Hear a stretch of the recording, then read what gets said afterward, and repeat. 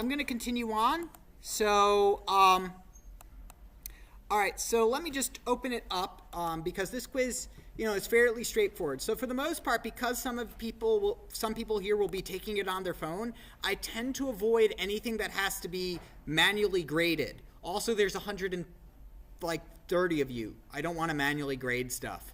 So I tend to avoid anything that requires me to be manually graded. So typically, I will have a snippy little question in there. Typically, either the first question or the last question that's worth a point. That's basically a participation portion of your grade. Basically, it's a multiple choice question with one selection. So I'm very impressed if you managed to mess that up. But that's generally is somewhere between. But it's generally basically credit for you. It's incentive for you to keep showing up.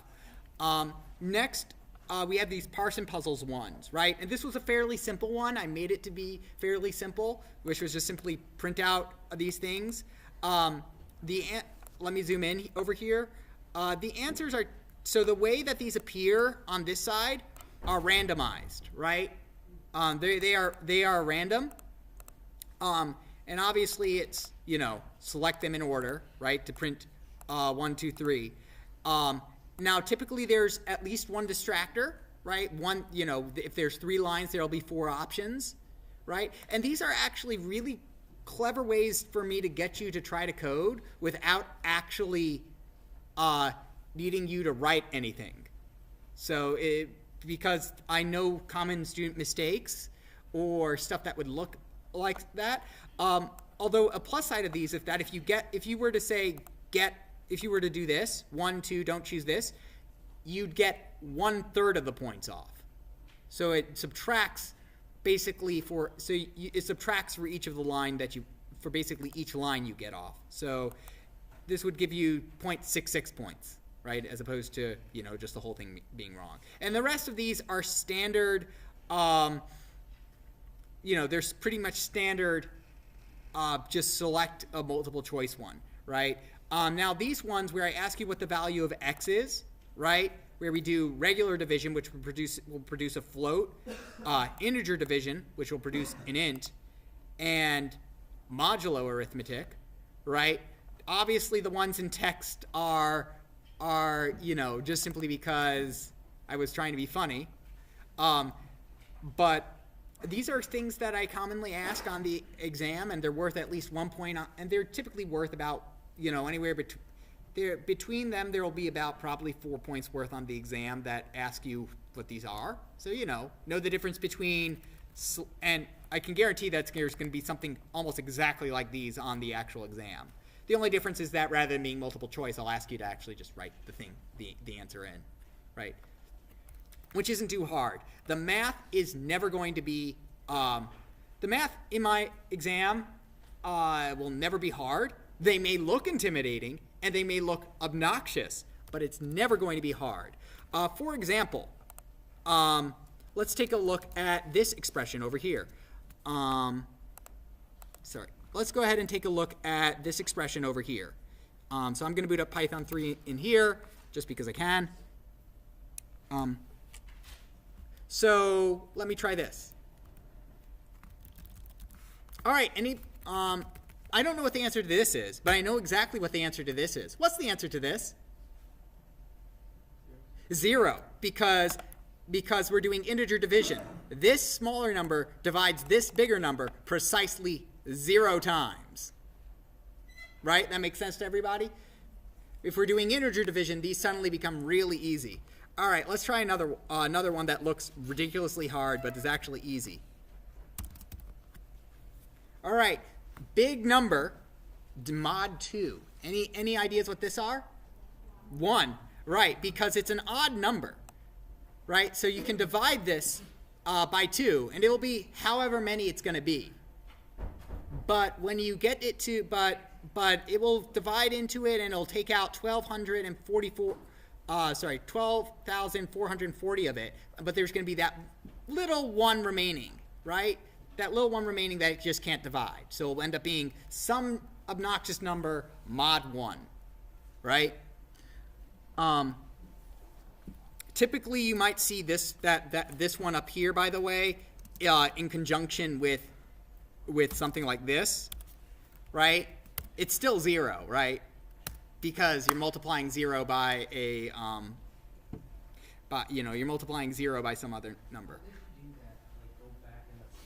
I pressed up, and that's only because I'm doing it in the REPL. Because I'm doing it in my console rather than doing it there.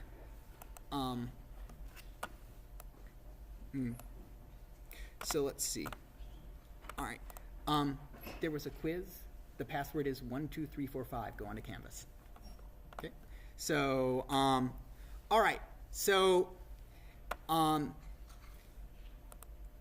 so that's fairly straight. So that's where we are. It's fairly straightforward stuff. Let's see.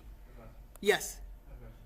So will this quiz and subsequent quizzes in the future be available for the class to see as preparation for the exam? I mean, I don't know how it works actually. Can you always see it? Can you see it afterwards? I'm never going to unpublish them if that's what you're asking, right? If I've never actually thought about that, but yeah, if you shouldn't, as long as basically you have access to it. I mean, I'm not going to like restrict access or anything from it at any point. There we go. Let's see. So I think that was breaking this website. Let's go ahead and see. Yep, there we go. Okay, so one reason I really like our textbook, by the way, and I don't generally go through our go through the textbooks and read through them, but chapter 2 is pretty good, and it also demonstrates like a really good thing about it. Oh, sorry. Were there any other questions? I didn't mean to cut you off. Yes. No, not all. Some of them there will be different random things, but never really anything that's super secure. Just simply so that you take them in class. If you have to make them, and it also just allows me to hand them out as makeups when I'm pretty lenient with people making up their quizzes, right? I want you to be here and learning, not well, I missed a bunch of quizzes. I guess I should just give up now. No, that's not what I want you to do. All right. So now, chapter 2 is about two things. It's about making decisions and repeating things. So we started learning about making decisions with the if statement. And if statements basically allow us to kind of just do these like flow charts over here. The idea of, hey, is it raining? Yes or no? No, then I would go outside. So we're done with the program. But is it raining?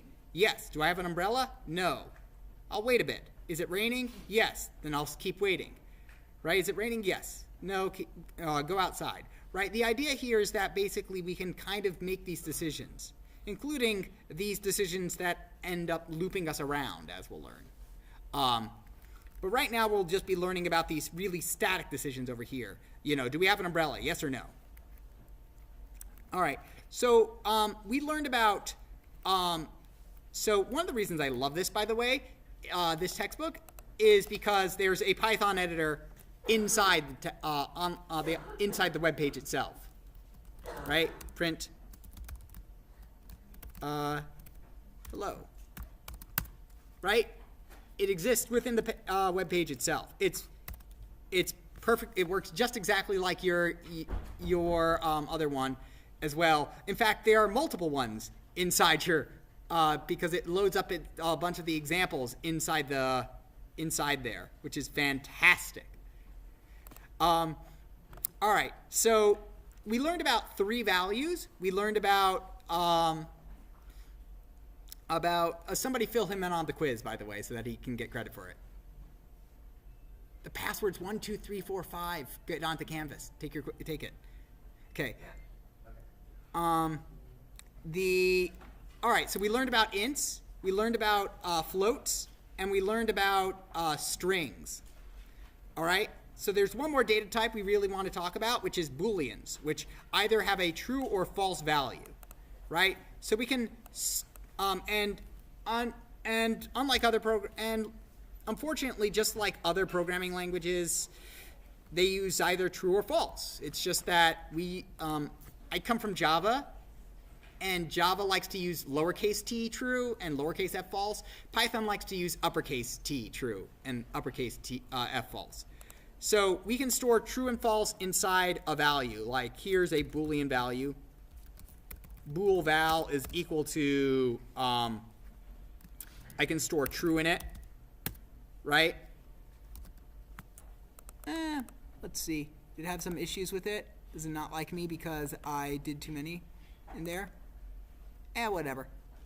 Error Python 3, says it ended unexpectedly. Okay, so I think, whatever. I'll go ahead and, I've got idle up anyway. So you can store, let's see, bool val is equal to true, right? Notice that it lit up orange as a keyword, right? So we'll go ahead and print out bool val, and I'll print out true, okay?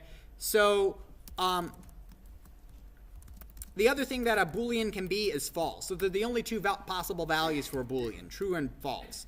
They're named after, as I mentioned last lecture, this guy, George Boole, with an E.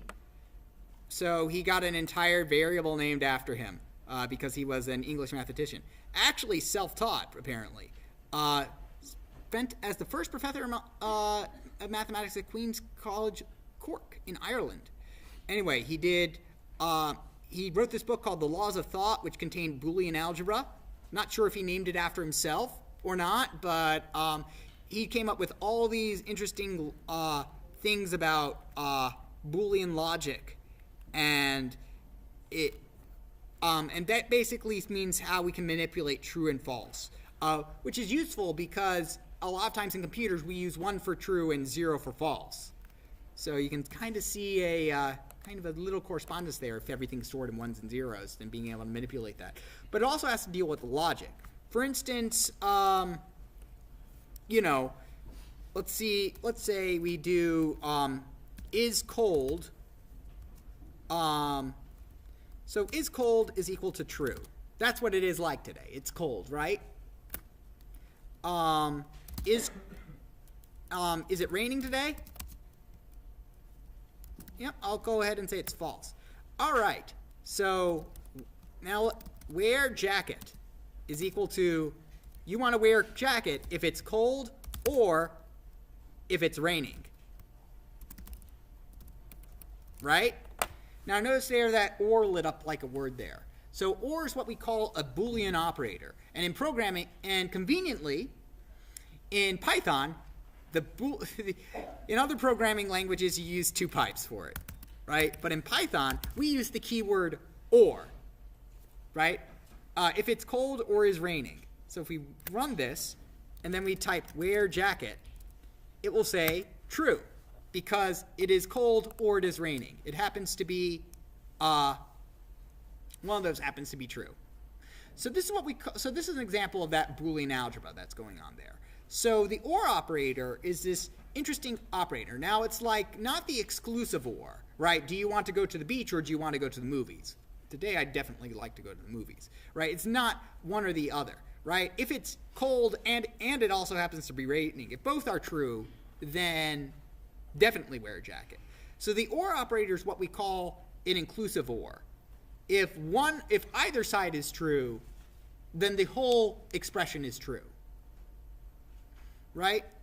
If either side is true, then the whole expression is true. So, as far as mathematics go, this is actually fairly simple, right? If one of these sides are true, then the whole thing is true, right? Right. So, let's see. So let's go ahead and check out. Let's see. If there's an OR operation, there's also an AND operation, right? And what an AND operation will do is that it will only be true if both sides of the equation are true, right? True and false gives me false, right? Right.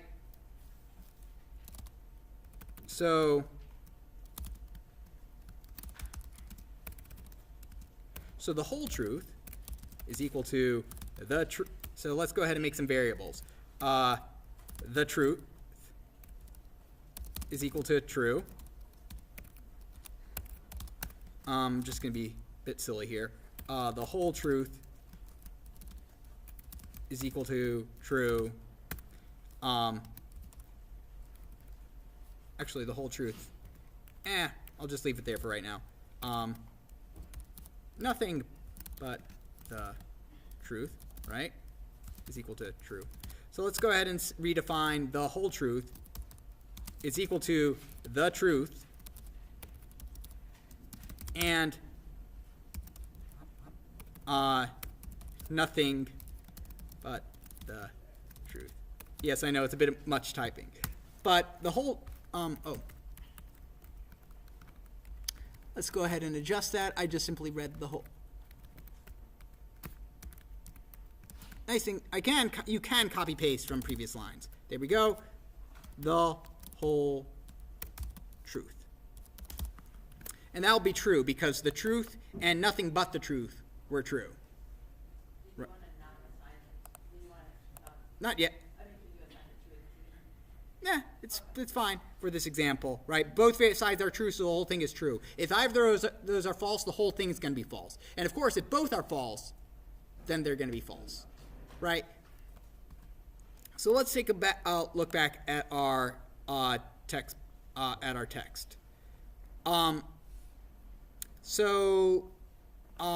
Let's see.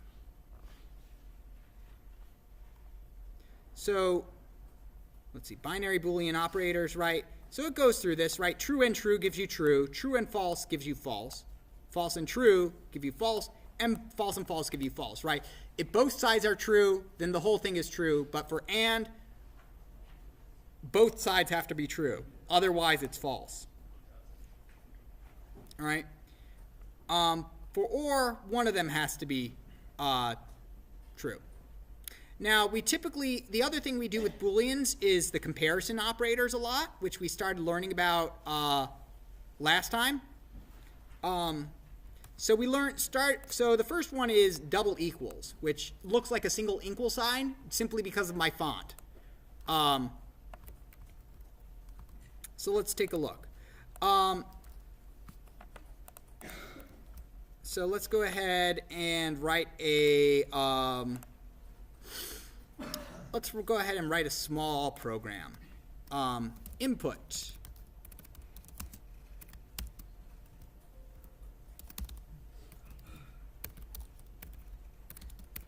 Guess my secret number. We're going to make one of the world's stupidest games here, okay? Guess my secret number.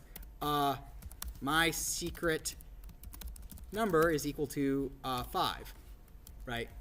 So, and we're going to ask the user to guess it. User guess is equal to, or we'll just call it guess, because that's shorter. Guess is equal to input guess my secret number, right?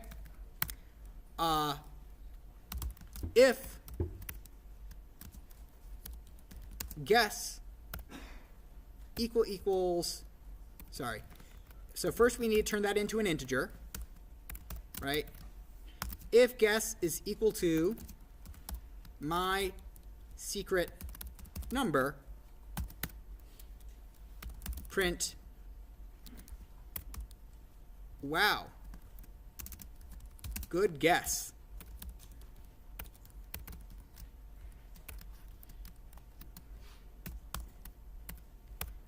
And we were learning about this last time. Else, print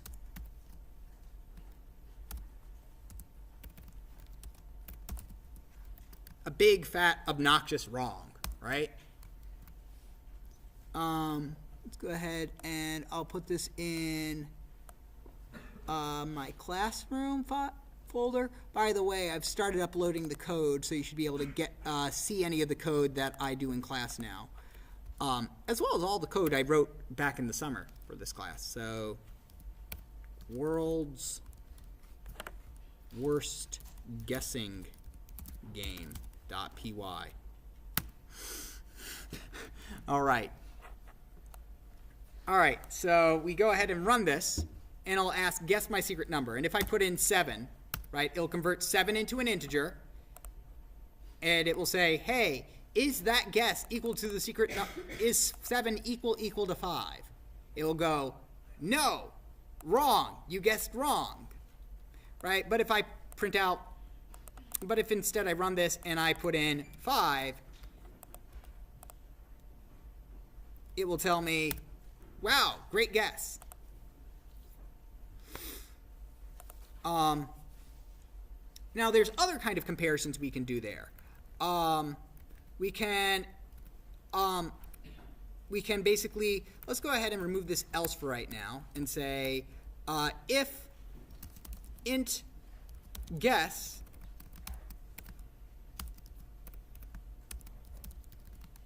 is greater than, so if int guess is greater than my secret number,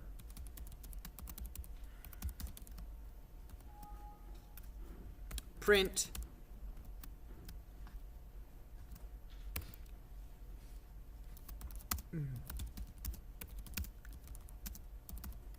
you guessed too high, right? Makes sense. If the guess is equal to, we'll tell them great. If they guess too much, we'll tell them you guessed too high. And I'm not going to bother with an else over here for reasons that will soon become apparent. And if you do a less than, we will go, you guessed too low, right? Makes sense here. So we've got these other operators here. We've got our greater than and less than. Now, of course, we also have our greater than or equal to and our less than or equal to, but we're not going to just use them right here, right? But greater than and equal to looks exact, and less than equal to look exactly like you'd expect them. We just simply slap an equal sign onto the end of them. Okay, so let's go ahead and run this one. If I guess, so my secret number is, for instance, -2, it will tell me I guessed too low, right? Now, let's go ahead and add another conditional statement in there, right? This is actually going to, and this will illustrate something very important about if statements when we write them like this. If guess is greater than my secret number minus 100. So, by the way, do you think it does? By the way, it works exactly the way you think it would expect. It does not go left to right. It does not go int guess greater than my secret number and then try to do true minus 100, right? That would make no sense, right? How do you subtract 100 from true? Instead, what it will do is that it will basically throw these silent parentheses around there, and say, hey, we're going to check if this left expression is greater than the right expression. Okay, so it works exactly the way you would hope. Wow, that's way too low, right? Because it's, they're off. They missed it by 100, right? So I'm going to go ahead and run this, and I'm going to guess -1,000, right? We'll go back to the and statements later, and the or statements later. But for right now, we're just dealing with these if statements over here.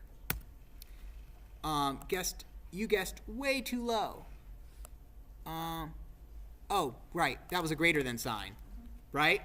So of course so first off, even though I meant to say that's way too low, I did a greater than sign there. Remember, your computer will do exactly what you told it to do, not what you wrote.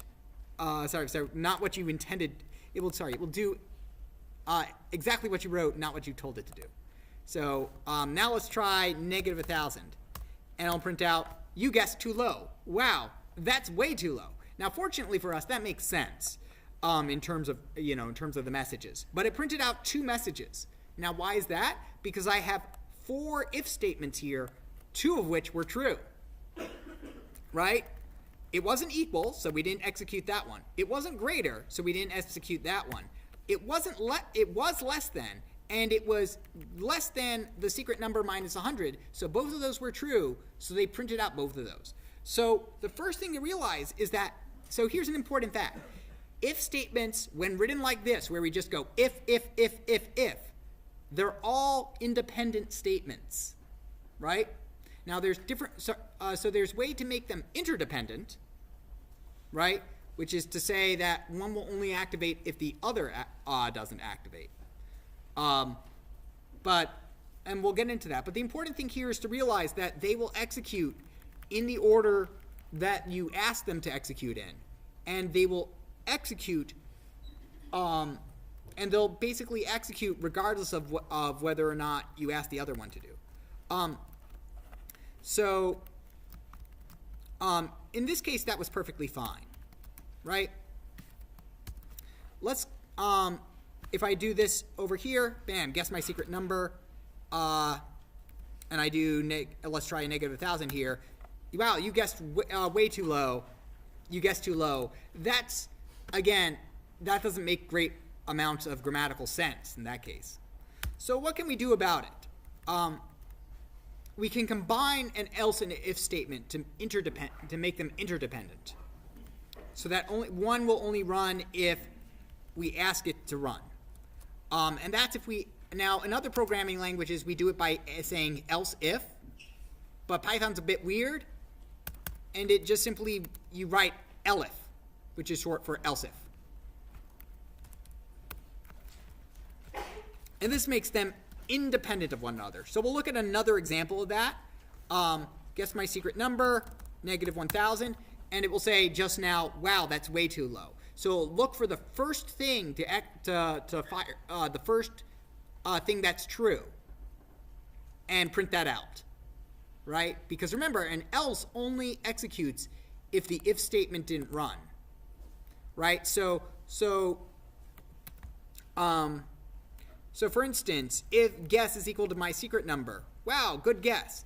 If it's greater than the secret number, else if it's greater than, if it's not right, but it's greater than the secret number, do this. Else if it's less than the secret number minus 100, do this. Else if it's just less than the secret number, do that. Yes? The results seem the same. What's the difference? What's the difference? See over here versus here? So I'm going to do another example which I find illustrates this point a whole lot better, by the way. So let's go ahead and do I'm going to write a program called grader, or I'll call it letter grade actually, right? And this is one should be fairly familiar to everybody. Input, enter your score, right? And I'm actually going to go ahead and wrap this input in an integer so I don't have to convert it to an integer the entire time, right? Everybody see what I just did there? I wrapped that input in an int, and that will automatically convert that input into an integer. And I'll just simply store it in score, right? Enter your score. If score is greater than 90, then print you got an A, right? Or sorry, that should be greater than or equal to a 90, right? A's are greater than or equal to 90. If, and I'm doing this with ifs intentionally over here, if score is greater than or equal to an 80, print you got a B. Right? And I think we can just copy and paste from here on out because I think everybody gets the gist of it, right? So copy, paste, paste, whoops, paste over here, paste over here. All right, so this will be if you got a 70 or more, you got a C. If you got a 60 or more, you got a D. And then if you don't have a 60 or more, else print you got an F. And F.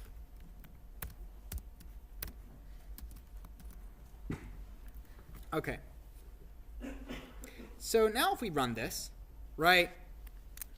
If I say I put in a 24, it'll tell me I got an F. Okay, so, right, because is 24 greater than 90? No. Is it greater than 80 or equal to it? No. 70? No. 60? No.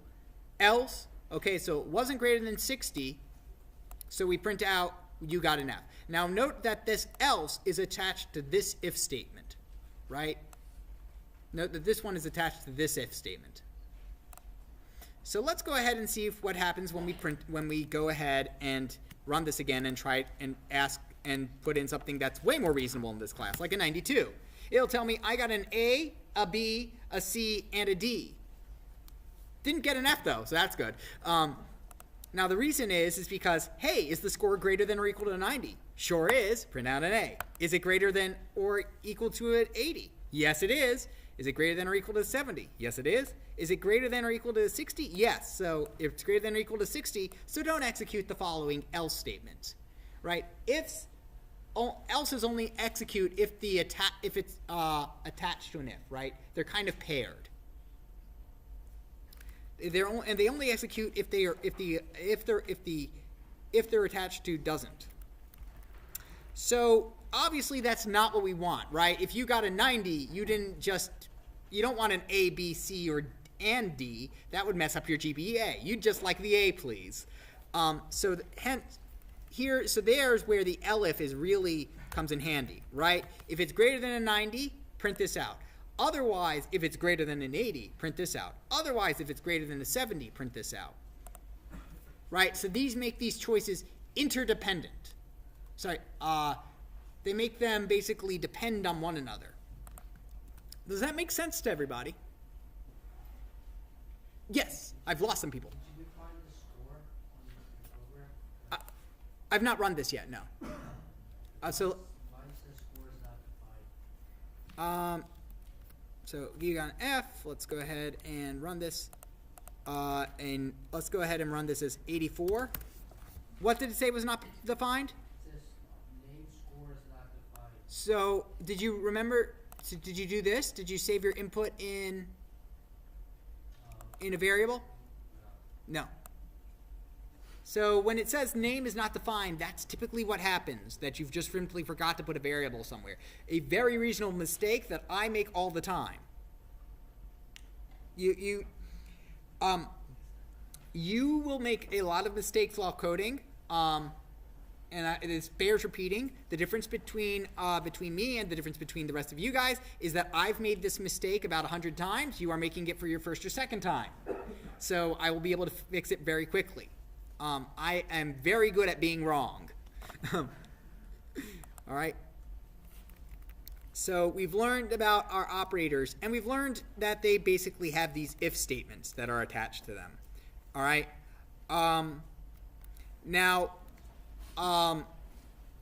they typically can get a bit more complex. But as far as I'm concerned, it's not too, it's not too bad. Let's go ahead and see about here. So name, Mary.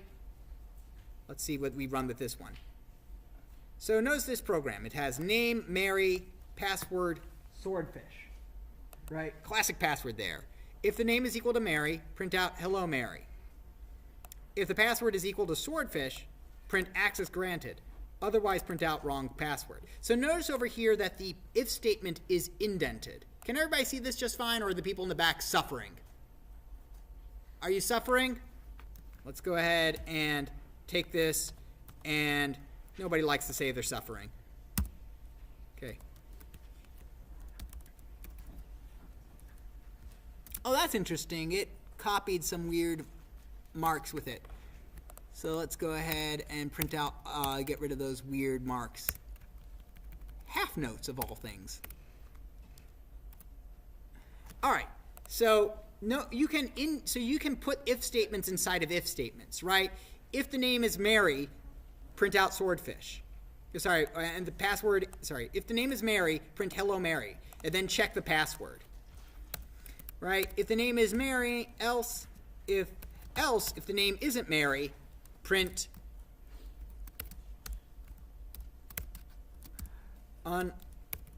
unauthorized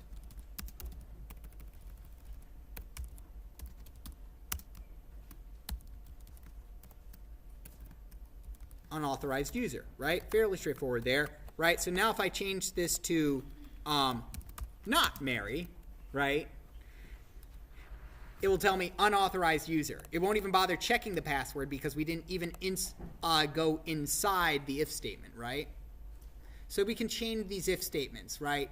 We can make it so that one thing is, we can say, if this is true, do this. Now check this, right? So we can make these things as complicated or as easy as they need to be.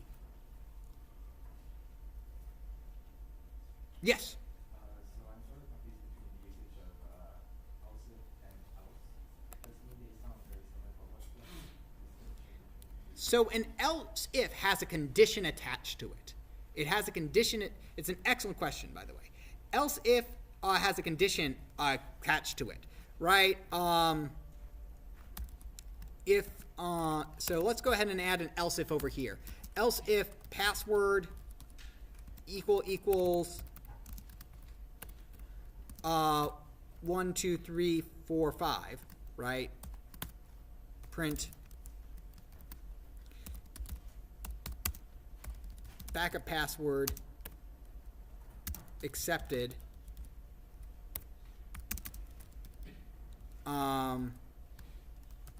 Please see your email to reset password.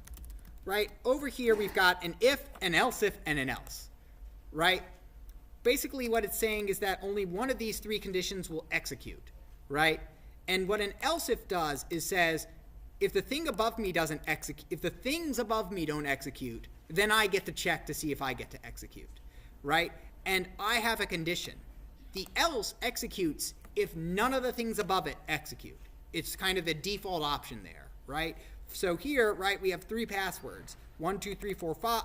We have three possibilities for the password. It's swordfish, it's 1, 2, 3, 4, 5, or it's something that it's that infinite pool of incorrect passwords. So I type in 1, 2, 3 here, and we run this, and it'll go, hello, Mary, wrong password, because 1, 2, 3 is not swordfish. Okay, check, is it 1, 2, 3, 4, 5? No, 1, 2, 3 is not 1, 2, 3, 4, 5. It's the wrong password. Right, so now if I run this,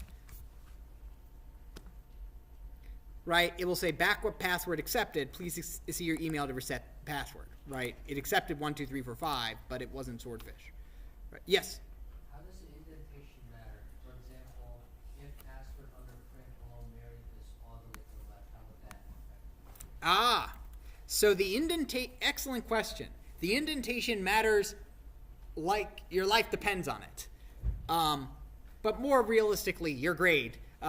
So the indentation lets us know what's inside something.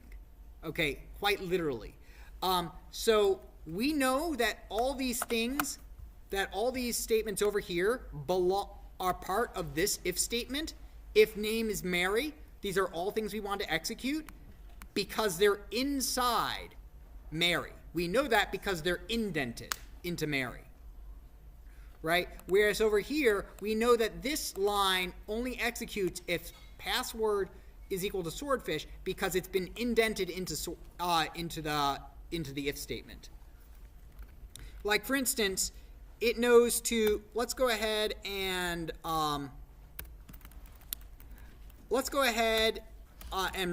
run this over here.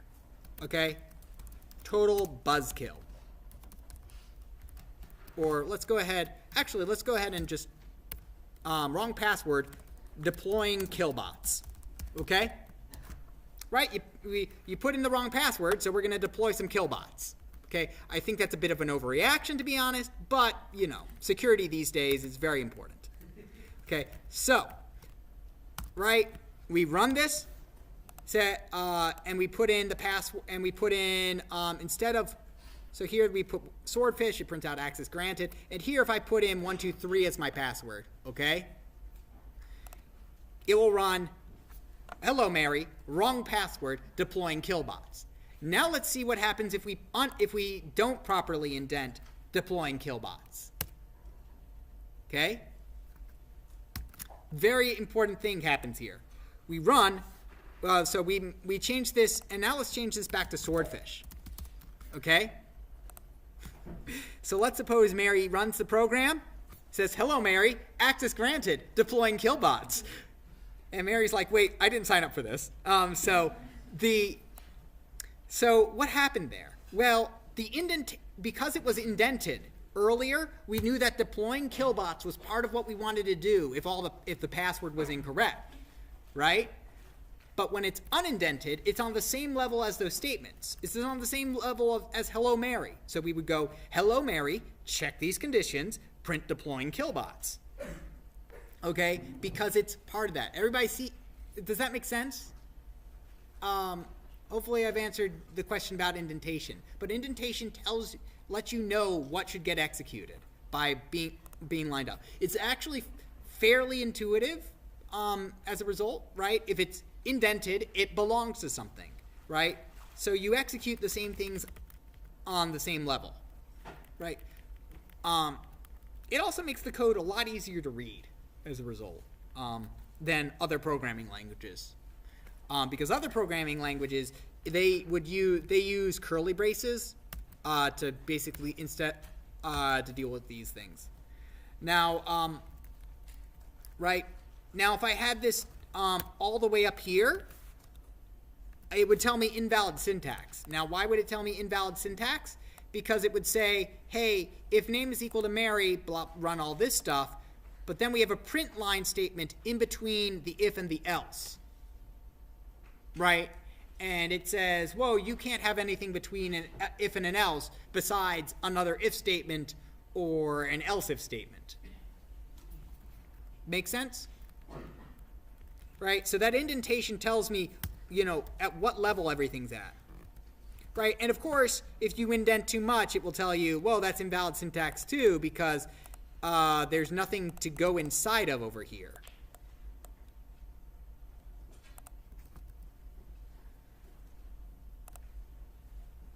Right, so indentation matters. And it's one of those things you kind of intuitively get, but it helps to understand there. So let's see. So let's go ahead and take a look at more things. Right? If name equals Alice. And again, my font is just simply combining those two equal signs into one big equal sign. If font is equal to Alice, print hi Alice. That's essentially a flowchart, right? There's essentially a flowchart for this, right? Essentially, it just creates a big flowchart for your program by doing an if statement. Right? Start, if name is Alice, go to true, print hi Alice, and end the program. If name isn't Alice, go to false. Right? And here's the opposite of that. If name is Alice, print hi Alice. Else, print hello stranger. Right? And that will print hello stranger because the name was Bob. Right? And that just simply alters the flowchart again.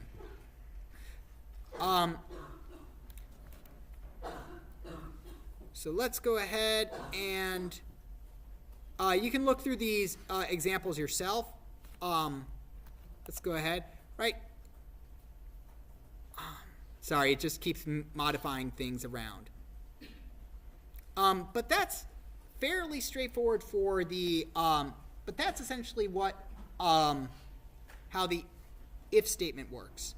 All right? Now, the if statement's very useful for making decisions like that, and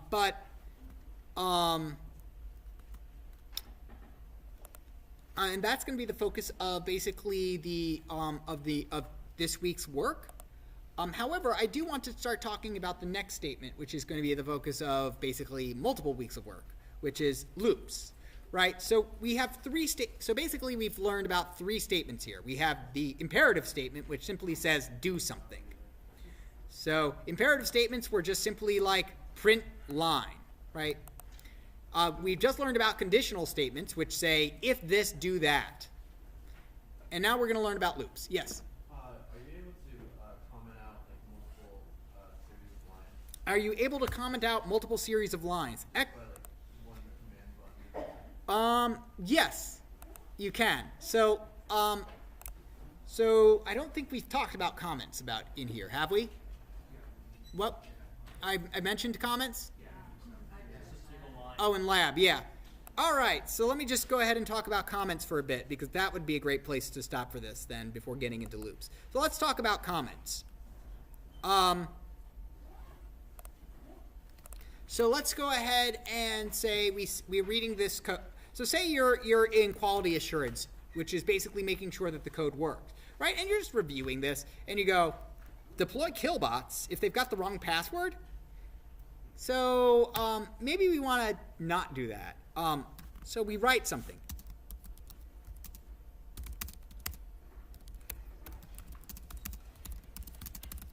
So what I just did there is a comment.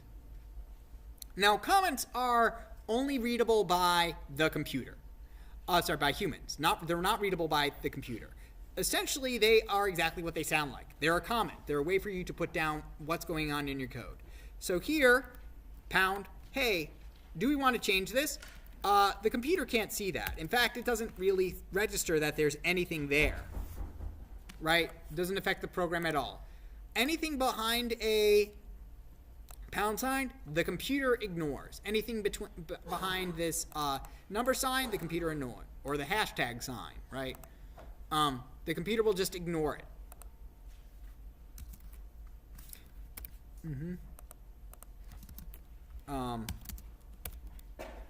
So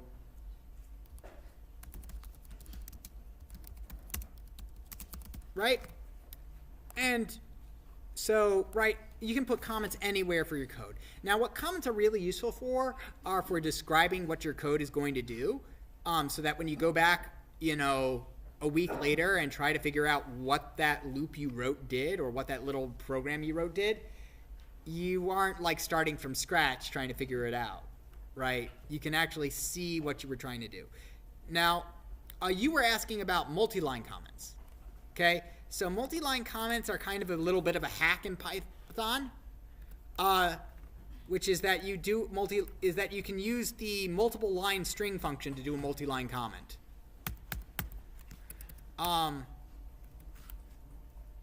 And the way that works is that basically you just put 3 quotation marks above where you want to comment out, and then you put 3 quotation marks where you want to stop commenting it.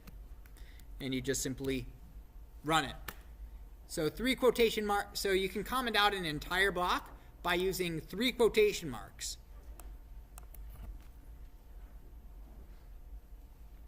I think single quotes also work.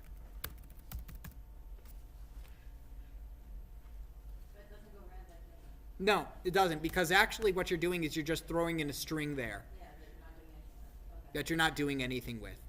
So it's a bit weird. It's a hack. I don't think it's a particularly good hack, but hey, it works for multi-line comments. Most of the time, though, you know, a comment's very what a comment is useful for, by the way, for doing debugging. If you want to turn off a particular line of code, you can just throw the comments. You can just throw a comment in front of it, like that. All right. So with that, rather than starting on loops, let's go ahead and open up your program for tomorrow, right? And depending on what I hear back from people, maybe we'll spend time working on it in here on Thursday if people need more time. But let's go ahead and take a look at the assignment. All right. So there are 3 problems, 3 small problems from my experience watching people do it in the summer. It was by far the hardest one was the first, but it was. So let's go ahead and just take a look. So this is what's you got. This is your homework. You've got all of lab to work in it, and you can of course work on it at home. So for this assignment, you need to write 3 small programs. You can create a file for each of these programs, or if you remember how to write methods from the first lecture or functions, if you want to write separate functions for them, you are more than welcome to. But for most people, I would just expect you to write them in 3 separate Python. You write 3 separate Python files. Okay. So the first one's called 3sort. Write a program that asks the user to enter 3 integers. The program then prints out the integers in sorted order. So for example, if the user enters the numbers 30, 10, 20, then it's going to print out something like this, 10, 20, 30, right? If I enter in 5, 4, 3, it will print out 3, 4, 5. Make sense? It tests your ability to do if-else logic. One of the big things to remember is that once you read in numbers, you'll need to convert them to integers, right?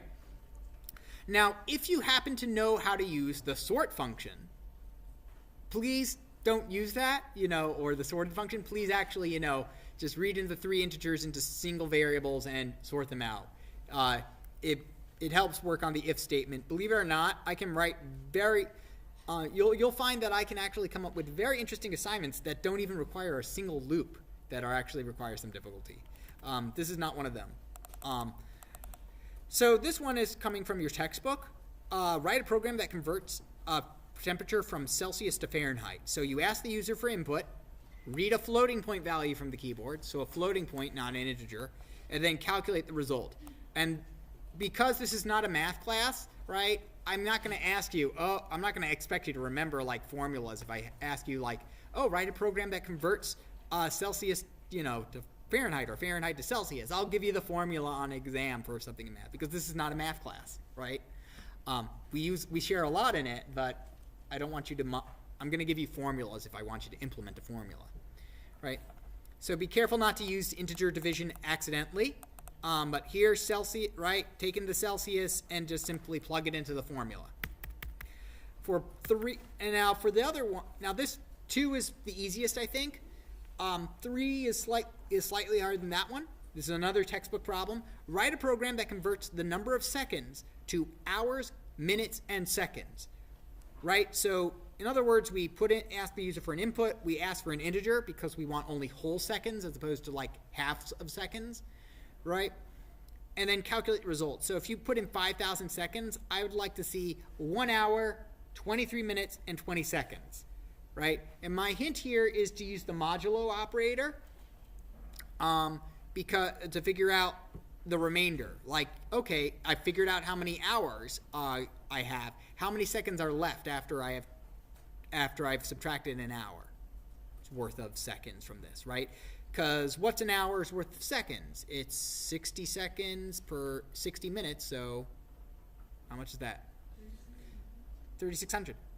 So there's 3,600 seconds in an hour. So it's easier to use modulo arithmetic, basically, to figure out how many hours you just how many seconds you have left after you've just subtracted that. So this is your first test in figuring out how to use modular arithmetic. And if you can't figure it out, ask your TA, or me, or a classmate, right? So that because I want you to see this. Working with the modulo operator is weird at first, but it's super useful. So those are your 3 programs. Depending on how they go in lab, I will see. On Thursday, we'll be in here working as well on most likely a in-class exercise. And so, and in-class exercises get counted under quizzes. The difference is that basically that if you submit something that looks pretty, something along the lines of correct, you get credit on it. All right. So, I ended this class early, by the way, so that if you're newly registered or you're having some issues related to that, you can come and see me.